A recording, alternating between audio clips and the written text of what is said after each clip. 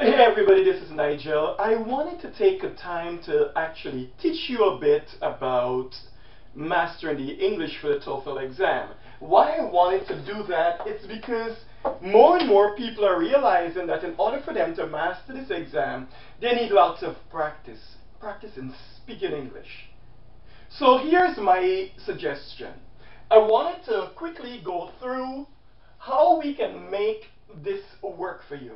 I promised a group of friends online on my Facebook page that I'm going to go ahead and each week, 2 or 3 times a week, I'm going to upload some great lessons and I'm going to make myself available for answering questions for about an hour. Now, when you are answering questions, my primary goal is to help you speak better English. Mastering speaking English is the only major thing I wanted to do. And when you're speaking, there are three major things that your speech needs to be able to do. Number one, it needs to develop and show organization. When you're speaking, how you organize your thoughts helps you greatly to master what you wanted to say. Secondly, you wanted to show progression.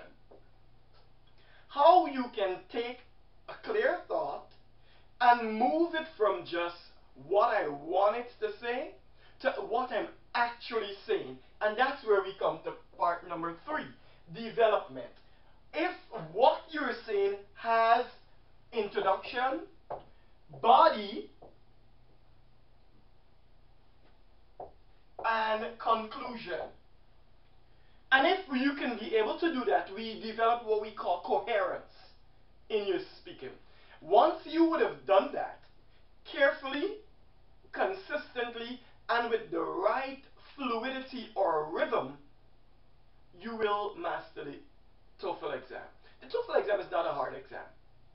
The key is understanding what the task is at hand. Now let's take, for instance, we wanted to answer the question, why do you like to travel? Now I'm going to go to the board and I'm going to answer this question using what I call mapping. The question is, why do you like to travel? Now I like to travel because A, it gives me great exposure.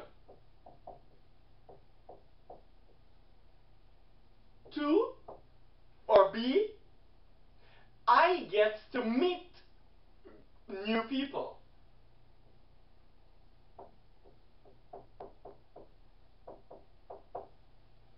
And 3, it gives me a chance to have fun. I travel for fun.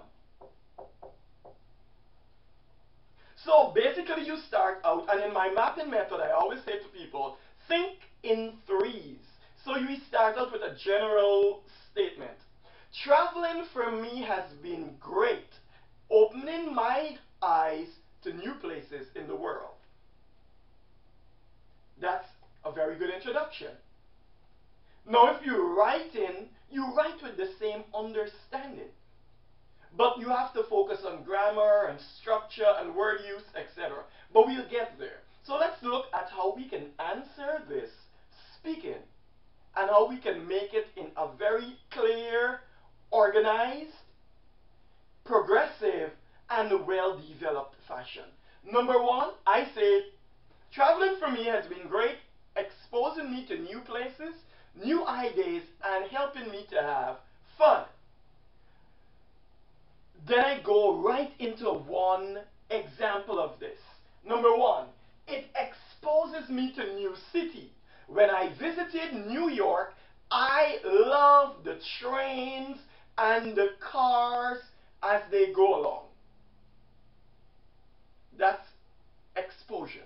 I'm showing I'm exposed to a new city, I'm exposed to new people, and I'm showing consistency because the very next thing I'm going to talk about is people. I get a chance to meet people from all over the place in New York. New York is a fun place. There I can see family and I can see friends who I've long lost contact with. Then I go right into number 3. In New York, I get a chance to enjoy lots of fun. I can visit the Empire State Building. I can visit Times Square. I can go downtown Brooklyn. I can go to the Bronx Zoo. And you name a few key things or a few places. I can visit the World Trade Center, which today is just a big hole where the building once stood. I'm developing my argument, or I'm enhancing my argument in a deductive or an inductive fashion using my 3-map method. And I will go quickly that over. And here I'm going, number 1, I introduce. Then I give 3 pieces of proof, or 3 examples, or 3 facts. I always tell people, when you're using the mapping method, you think creatively. Intro, 3, close. Intro, you introduce your topic, 3 examples or 3 facts, and then you wrap it up in a conclusion. That shows organization, that shows progression, and that shows development. When you speak with that in mind, or you think like that, your speech comes forward very fluid, very fluent, and it comes forward effortlessly. If you can do that, you can master speaking. Now, just below this video, I've put a few worksheets with a few prompts, and I've also mapped out 2 examples that you can use.